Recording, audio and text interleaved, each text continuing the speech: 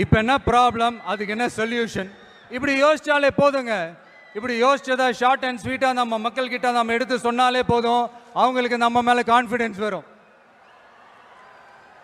அதுவும் இல்லாமல் அரசியலை நம்பிக்கை தர்றது இந்த கொள்கை கோட்பாடுகள் தானே. அது யாருக்கிட்ட இருந்து எடுக்க போறோம், எப்படி அடாப்ட் பண்ண போறோம், எந்த ரூட்ல அப்ளை பண்ண போறோங்கிறத மக்கள் கிட்ட நம்ம தெளிவா சொல்ல வேண்டியது நம்மளோட கடமை இல்லையா? அப்படி நம்மளுடைய கொள்கை தலைவர்கள், நம்ம ஃபாலோ பண்ண போற தலைவர்கள், நம்மளுடைய வழிகாட்டிகள் யார் யாருன்னு இப்போ நம்ம சொல்ல போறோம். அவங்க வேற யாரும் இல்லை, இந்த மண்ணில் வாழ்ந்தவங்க தான், இந்த மண்ணுக்காக வாழ்ந்தவங்க தான், இந்த மண்ணுக்கு அங்கீகாரம் வாங்கி தந்தவங்க தான், அதனாலேயே இந்த மண்ணோட அடையாளமாகவும் மாறி போனவங்க தான். எஸ், பகுத்தறிவு புரட்சியாளர் தந்தை பெரியார்.